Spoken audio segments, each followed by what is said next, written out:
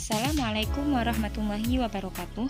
Perkenalkan, nama saya Naili Falehiyah, peserta PPL kelompok 3 dengan tema gender di ISIF Cirebon dari jurusan Ilmu Al-Quran dan Tafsir IAIN Pekalongan.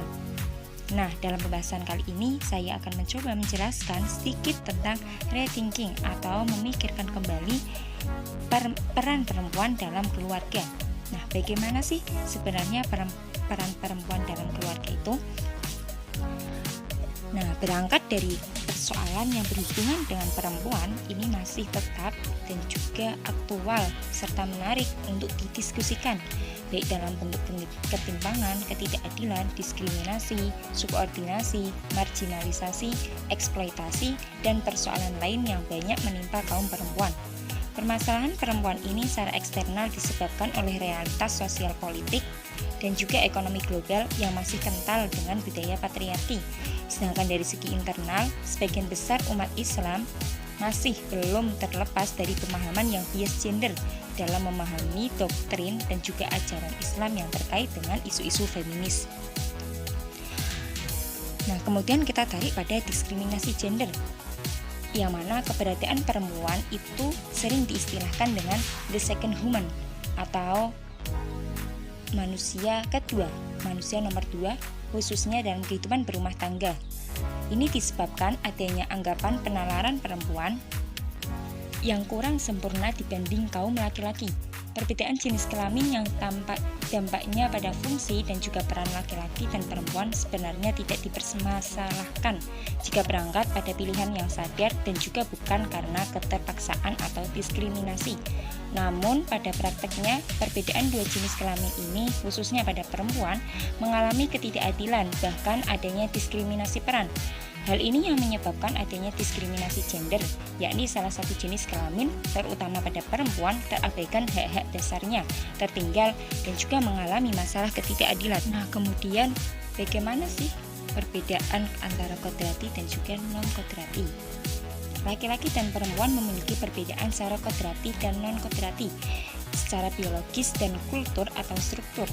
Beberapa peran non-kodrati dalam keluarga sering dibebankan pada perempuan, misalnya seperti kedudukan atau peran perempuan menjadi ibu rumah tangga, pengelola rumah tangga, pencari nafkah tambahan, keberlangsungan pendidikan bagi anak-anak dalam rumah tangga, memasak, mencuci pakaian, yang sebenarnya dapat dilakukan oleh laki-laki atau perempuan secara bersamaan atau bisa jadi sendirian sebagai single parent, baik laki-laki maupun perempuan.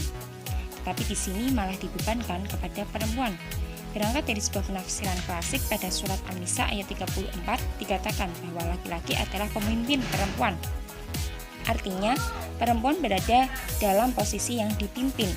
Hal ini yang menjadi argumen kuat dalam mengungkapkan kekuasaan laki-laki yang lebih besar dibanding perempuan, sehingga berpengaruh dalam penentuan kebijakan yang berlaku di masyarakat juga. Para mufasir klasik juga cenderung mensubordinasikan perempuan dengan dalil-dalil kekuasaan pada laki-laki. Hal ini yang menjadi perhatian penting oleh para mufasir kontemporer di dalam memahami ayat-ayat yang diartikan bias gender.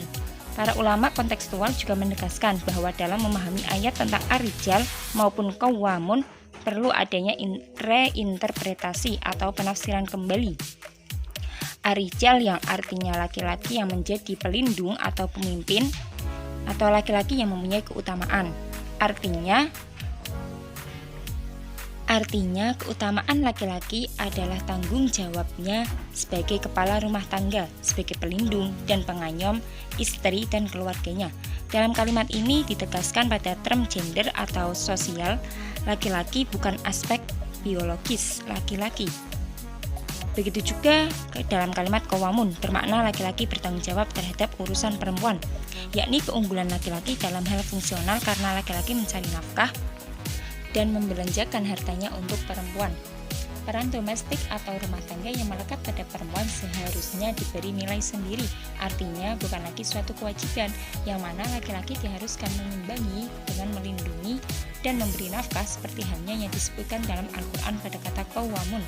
Konteks ayat ini berbicara bahwa laki-laki menjadi qawam, perempuan, karena memberi nafkah. Artinya, jika secara ekonomi istri bisa menghidupi keluarganya, maka keunggulan suami menjadi berkurang karena tidak memiliki keunggulan di bidang ekonomi.